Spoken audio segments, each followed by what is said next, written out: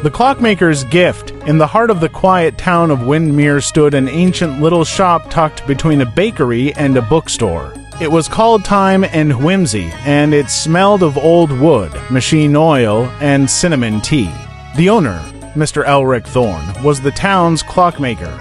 A gentle, white-bearded man with spectacles so thick they made his eyes look like twin moons.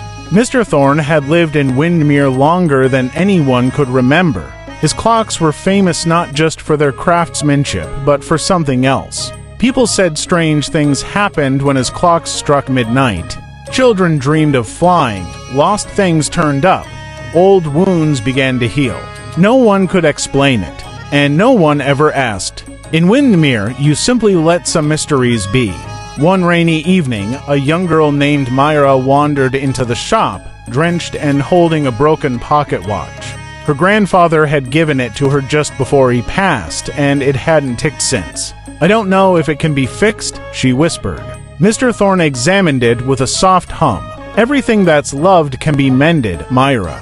He took the watch to the back, where Myra caught glimpses of strange tools and glowing gears that definitely didn't belong in a regular workshop. There was something timeless about the place, like it sat halfway between now and never. An hour later, Mr. Thorne returned, the watch ticking softly in his palm. "Wind it at midnight," he told her, "and listen carefully." Myra did just that. When the clock struck 12, the room filled with a soft chime like a lullaby carried on wind. And then she heard it, her grandfather's voice, clear as day, telling her how proud he was of her, how much he loved her, and to always follow her own time.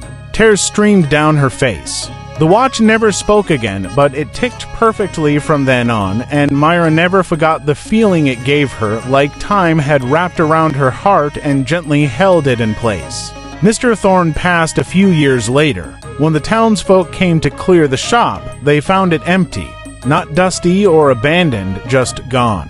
As if it had never been there, except for the clocks.